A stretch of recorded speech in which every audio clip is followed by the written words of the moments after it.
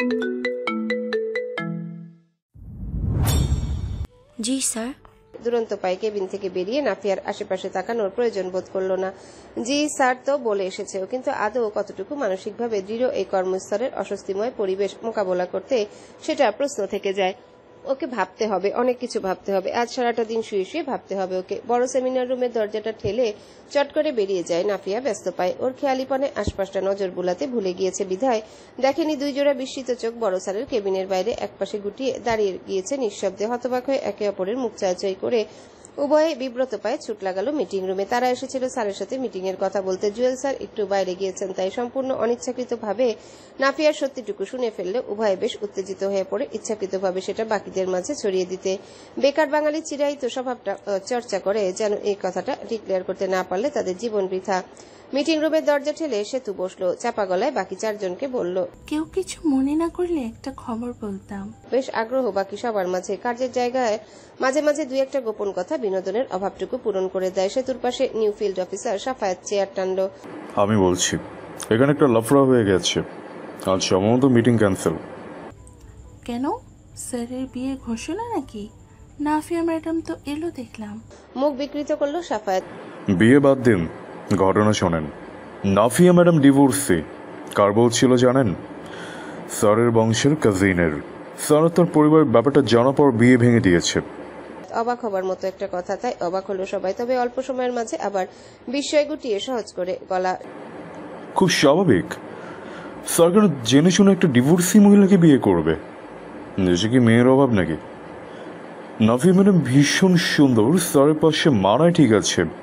তোমার family background নেই, আছে একটা অতীত। তা আবার বংশের মধ্যেই ঘটনা ঘটেছে।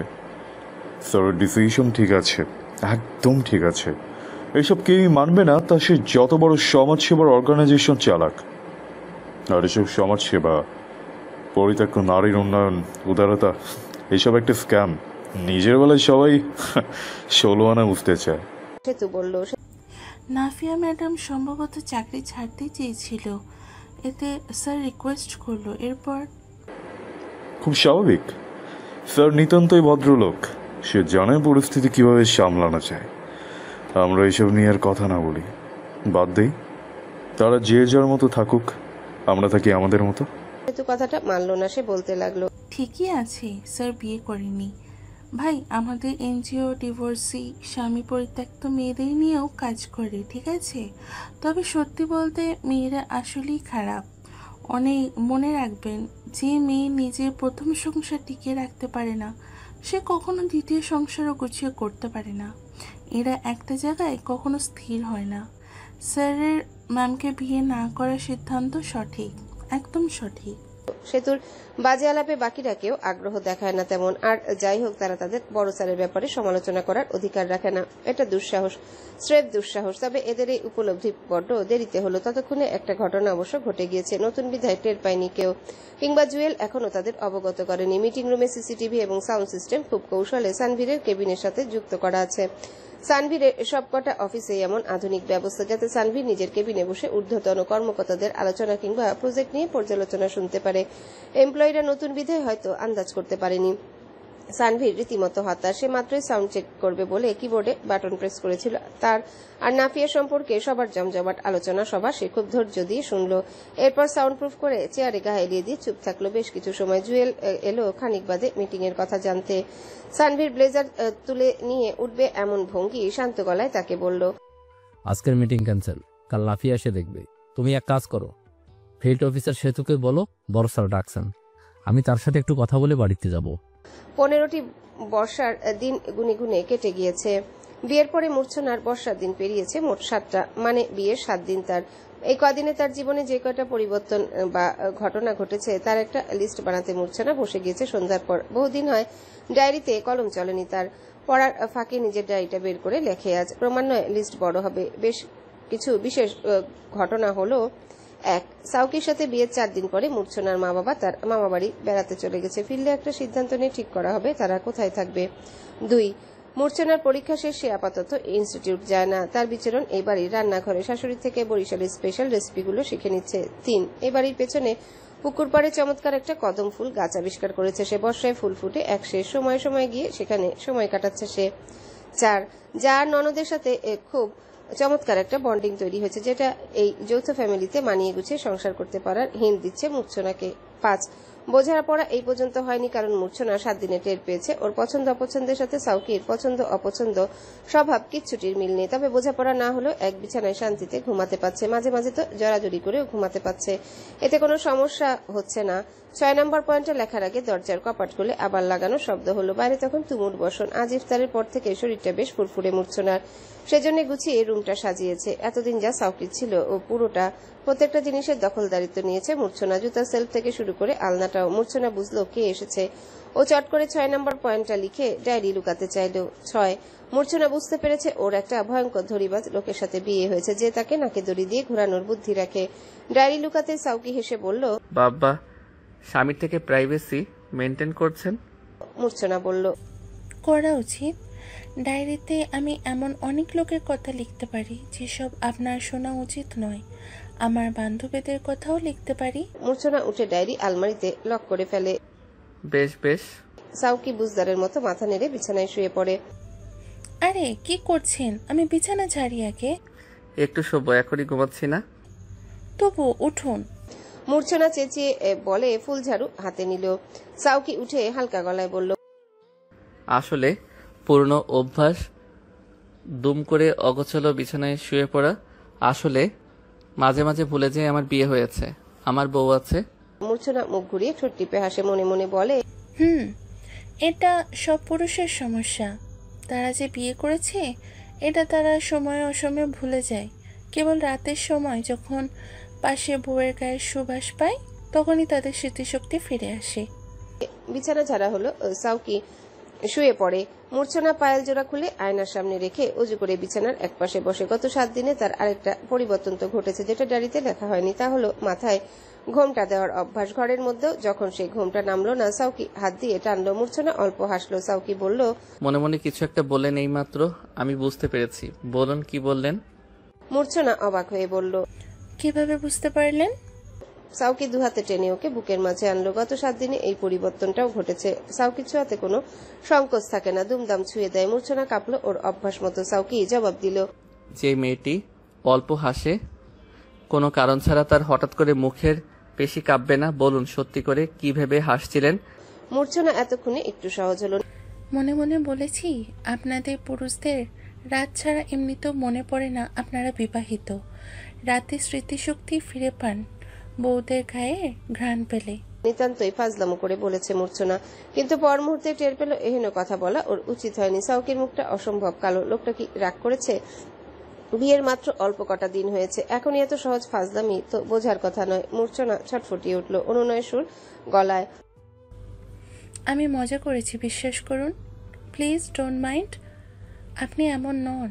সাউকি উঠে বসলো, সাথে সাথে মূর্ছনাও বসলো। ওর হাত কাঁপছে অযথা। নিসা ভাবি বলেছে সাদ ভাইয়া রেগে গেলে শান্ত করার জন্য সে সাদ ভাইয়ের বুকে দুহাত আলতো করে রেখে দেয়, ওতে নাকি সাদ ভাইয়া গলে যায়। মূর্ছনা এটা ট্রাই করে দেখবে, কিন্তু এত সহজ তো নয়। ঠিক তখন সাউকি কাঠখোট্টা গলায় বলল, আপনি মজা করেছেন নাকি করেননি সেটা আপনার বিষয়, কিন্তু এলিগেশনটা তো আমি কেবল রাতে স্মৃতিশক্তি ফিরে পাই, এটা কেন বল?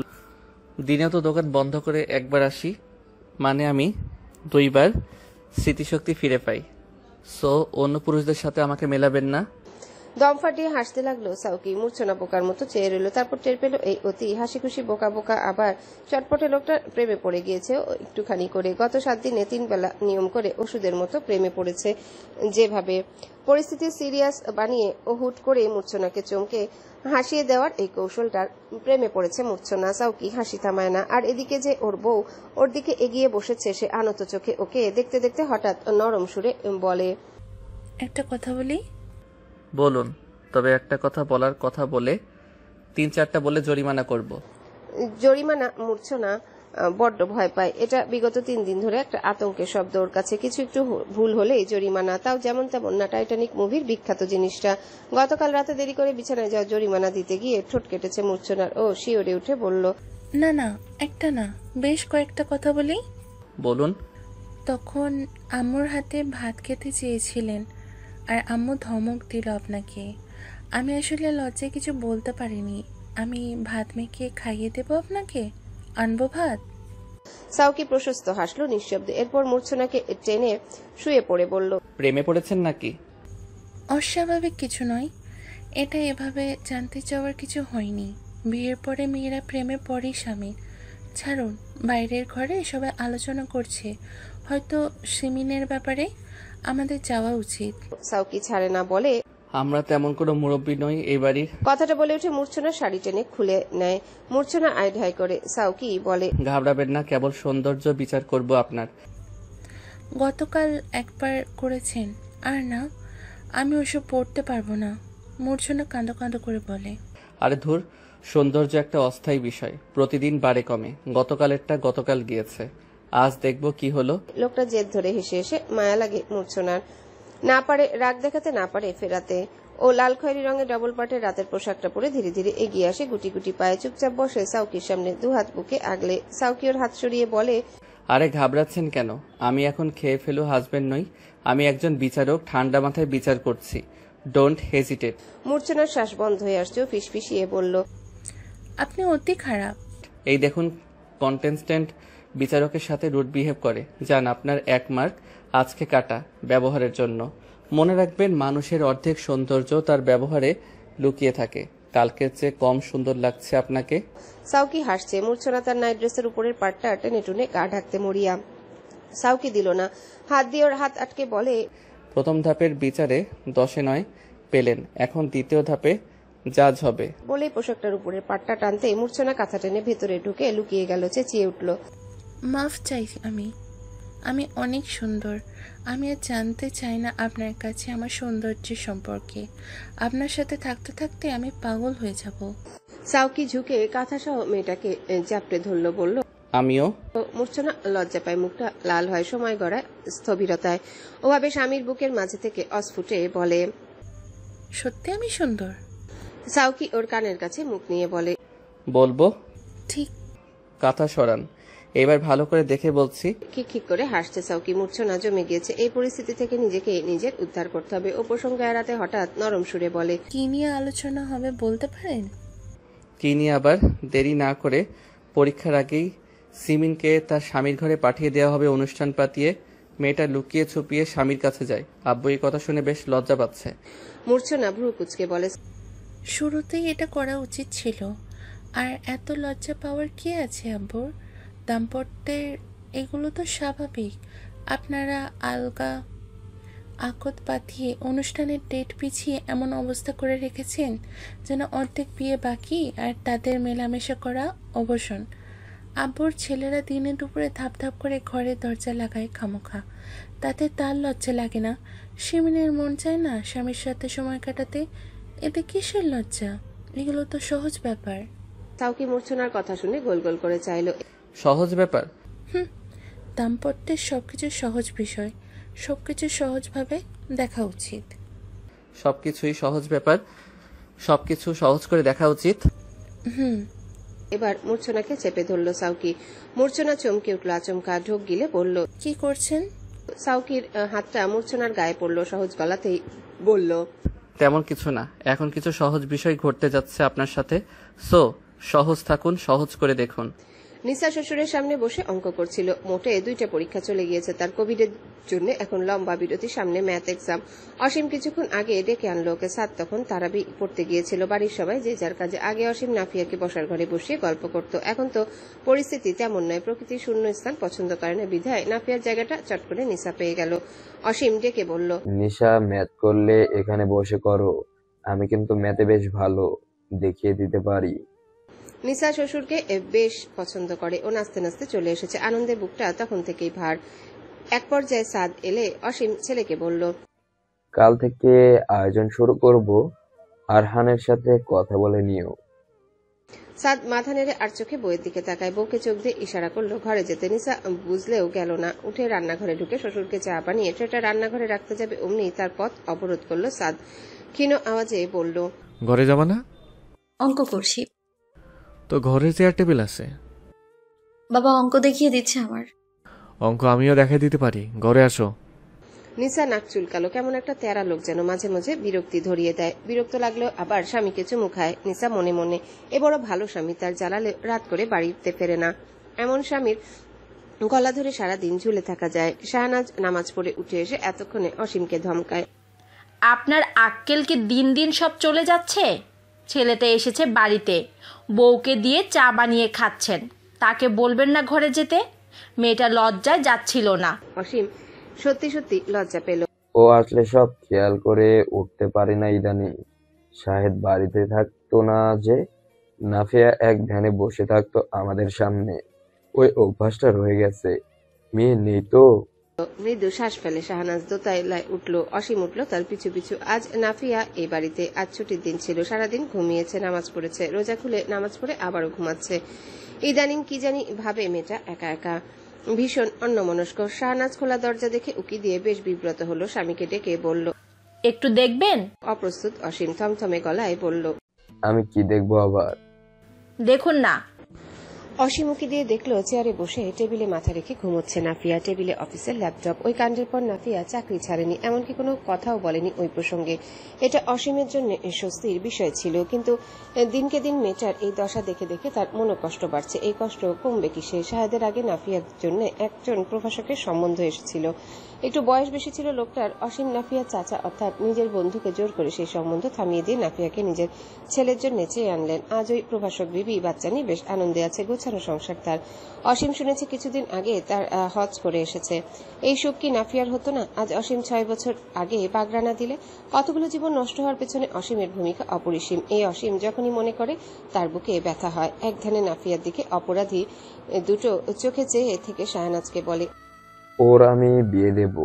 তুমি ওর সাথে একটু কথা বলিও এ ব্যাপারে। সানভীর গেলে যাক, আমার হাতে আরো সম্বন্ধ আছে। তুই মেয়েটার সাথে আলাপ করবি মানে? মুমতাহিনা এমন ভাবে ভাইয়ের উপর চেঁচালো, ওর হাতের ফোনটা কোনো মানুষ হলে এতক্ষণে কানের ভেতরে পর্দা ফেটে রক্ত বেরিয়ে যেত। সানভীরের কানে লাগলো বোনের বিকট ধমক। ও ডান হাতের এক আঙ্গুলে কান চুলকে শান্ত গলায় জবাব দিল, মানে তুমি বুঝেছো আপা? ফোনের ওপাশে মুমতাহিনারা 5 বোন ঝুঁকে বসে আছে, প্রত্যেকের দপদপে দৃষ্টি সামনে রাখা যন্ত্রটির উপর। কলটা লাউড স্পিকারে দেওয়া। ঘন ঘন শ্বাস নিচ্ছে মুমতাহিনা। বুকে হাত চেপে বলে, are you out of your mind ভাই? বোনের চেঁচামেচিতে ভ্রুক্ষেপ নেই সানভীরের। ডিফেন্সের কঠোর ট্রেনিং এর বদৌলতে মাথাটা স্থায়ীভাবে ঠান্ডা তার। সব রুদ্ধশ্বাস পরিস্থিতিতে সহজ থাকাটাই পছন্দ করে সে। আপাকে নরম সুরে জবাব দিল, no, I am on my track আপা। তুমি মনে করো আমি নাফিয়া ইবনাত নামের এক মহিলাকে বেশ পছন্দ করেছি। এ কথা তোমার কাছে 2 দিন আগে স্বীকার করেছি। হ্যাঁ মনে আছে, কিন্তু সে ডিভোর্সি। আমি বিগত 6 বছর যাবত একটি ওয়েলফেয়ার অর্গানাইজেশন চালাই আপা। আমি আমার নীতি থেকে বেরোতে পারবো না। তোমরা বিষয়টা কিভাবে নেবে সেটা আস্তে ধীরে ভাবো। যদি নাফিয়া ইবনাত আমাকে ফিরিয়ে দেয় তবে সেটা আলাদা ব্যাপার। আমি এখন আপাতত মনে করি সেও আমার প্রতি ইন্টারেস্টেড। কিভাবে বুঝলি? মুমতাহিনা চিন্তিত অস্থির। সানভীর বলে, আমরা যথেষ্ট মেসিউট আপা, এসব ব্যাখ্যা করতে পারছি না, তবে আমি উপলব্ধি করি। এই বিদঘুটে পরিস্থিতি কিছুটা সহজ হোক আমাদের মাঝে। আমি জানতে চাইবো আবার, সানভীর তোর লজ্জা লাগছে না? তোর কাজিনের প্রাক্তন সে। তবে সে কেবল নাফিয়া ইবনাত ছিল যখন আমি তাকে পছন্দ করেছি। বোনের সাথে সমানে তর্ক করছে সানভীর। মাথার চুল খামচে ধরে মুমতাহিনা। এই ছেলের মাথা গেছে, পুরোপুরি গেছে। আত্মীয় স্বজনের কাছে মুখ দেখাবে কি করে বুঝতে পারছে না। ওর গলা ধরে এলো, ভাই কত বড় বংশ আমাদের, হাসাহাসির হিড়িক পড়ে যাবে। তুই ঠান্ডা মাথায় ভাব, দোহাই লাগে। সানভীর বলল, গরম মাথা ঠান্ডা মাথা সব মাথায় ভেবেছি আফা। আমি তো কোনো ছোট বাচ্চা নই, একজন তালাকপ্রাপ্ত মহিলা যে ঠকে এসেছে। তার কোনো ব্যাড রেকর্ড নেই, যার আচরণ আমার ভালো লেগেছে, যে আমার জন্য হারাম কেউ নয়। আমি এর বাইরে আর কিছু দেখছি না। বড় আপার আগে ওরা 4 বোন নিশ্চুপ। সানভীর জানে মুমতাহিনা শত বোঝালেও তার সিদ্ধান্ত মেনে নেবে। সানভীর এবার ঠান্ডা মাথায় বলল, 6টা বছর ধরে আমি একটু একটু করে নিজের ফেস করেছি। আমার 5টা বোন ছিল, এত বড় বাড়ির মেয়ে তারা, তবুও প্রথম জীবনে কম ভুগতে হয়নি যার যার শ্বশুর বাড়িতে। আমি আমার বোনদের দেখে সমাজ বুঝেছি। আমি কোনো অসামাজিক চেতনা নিয়ে চলি না। আমার মূল্যবোধ যা বলে আমি তাই করব, এবং সবচেয়ে বড় একটি বিষয়, আমি পছন্দ করেছি তাকে। মুমতাহিনা নিশ্চুপ। সানভীর বলে চলে, শোনো আপা, একটা সত্যি কথা বলি, আমি মনে মনে ভাবতাম নাফিয়ার আমার প্রতি আগ্রহ না থাকলেও আমাকে বেশ পছন্দ করে, সেটা যে দৃষ্টিকোণ থেকেই হোক। আমি সেদিন জোর গলায় তার কাছে নিজের পছন্দের কথা বললাম, তাকে বুঝিয়ে দিলাম সে ইজ সামথিং, যা সানভীর তালুকদার খুব প্রেজ করে। এরপর কি করলাম, সে ডিভোর্সি দেখে রিজেক্ট করে দিলাম। মানে আমার কাছে তার যোগ্যতা এক নিমিষে নাই হয়ে গেল। She is a brilliant woman. সে খুব আগ্রহী ছিল একটা সংসার করার জন্য, পারেনি। আমি দ্বিতীয় দফায় তার সাথে মশকরা করে তাকে অসম্মান করেছি। এটা আমি পারবো না। আমি একটু সময় নিয়ে তার সাথে আলোচনা করব। সে ডিভোর্সি হলে আমিও কোনো নিখুঁত ব্যক্তি নই। আর বললাম তো, সে রাজি হলেই কথা বাড়বে, নচেত নয়। মুমতাহিনা দম ফেললেন ভাইয়ের জেদি কথায়, বলল, যা মন চায় কর, আমিও দেখি। নাফিয়া যদি রাজি হয় আমরাও হাসাহাসি মেনে নেব। তবে মনে রাখ, তোর মতো কেউ পাগল নয় যে সমাজের হাসাহাসি গা না করে একটা সিদ্ধান্ত নিবে দুম করে। নাফিয়া মানবে না। এখন তুই ভালো বুঝে দেখ। ক্রোক বীজ সংলগ্ন 2 একরের একটা বিস্তৃত এরিয়া, যার একাংশ সরকারি দখল থেকে লিজের মাধ্যমে উত্তরণ দখল নিয়েছে। ধানক্ষেত ছিল পুরোটা। আগে স্থানীয় প্রভাবশালী ঠিকাদারদের দখলে থাকত বিভিন্ন মেয়াদী লিজে। 2019-এর জাতীয় নির্বাচনের পরে এই জমিটুকু নিয়ে তৎকালীন সরকারের জেলা শাখা রুই কাতলার দলীয় দাঙ্গার চাপে উপজেলা কমিশন ঠিকাদারের দখল হটিয়ে এমনি ফেলে রেখেছিল জমিটা। বাচ্চারা অসময়ে অসময় ফুটবল টুর্নামেন্ট পাতায়, অন্যথায় পরিত্যক্ত এত বড় জায়গাটা। বিগত 7 দিন ধরে ঠিকঠাক করা হচ্ছে অংশটা, যেটা উত্তরণ দখলে নিয়েছে। আজ শুরু হবে মাটি কাটার কাজ। প্রায় 3 বছর পরে সানভীরের এনজিও প্রথম যেটা বরগুনায় কোনো সরকারি জমি লিজ পেয়েছে। অবশ্য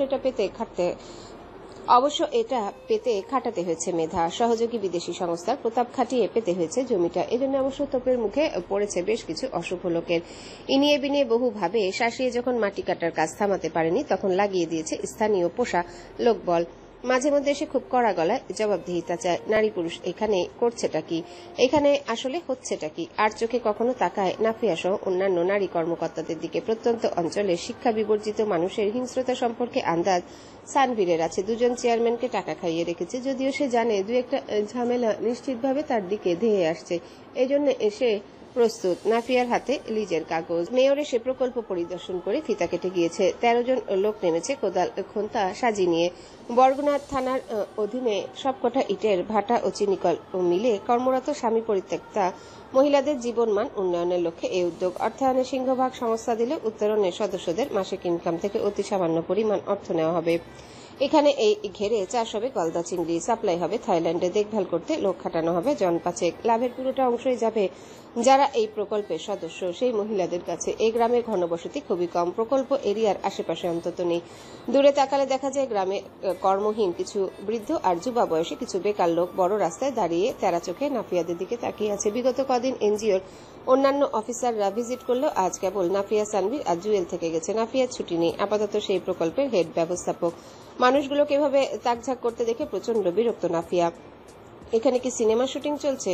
তোদের এসব ভালো লাগছে না তো বাড়ি যা। এখানে নাফিয়াকে দেখার কি মানে? প্রকল্প এরিয়ার এক মাথায় টিন শেড ঘর তুলে দিয়েছে কাঠমিস্ত্রি, কাঠের পাটাতন। এটা ঘের দেখাশোনা করার লোক থাকার জন্য। ইতিমধ্যে ঘরের কাজ শেষ। নাফিয়া বিরক্ত চোখ মুখ দেখে সানভীর থেমে রইল। ও এতক্ষণ ফোনে কথা বলছিল বরিশালে নিজের হেড অফিসে। রাস্তার একপাশে ওর দামি গাড়িটা রাখা, সেটাতে হেলান দিয়ে নাফিয়া দৃষ্টি অনুসরণ করে লোকগুলোকে দেখে এগিয়ে এলো। হালকা গলায় নাফিয়াকে বলল, হ্যালো বন্ধুরা, পরবর্তী পার্ট খুব তাড়াতাড়ি আসবে, তো সবাই অপেক্ষায় থাকো।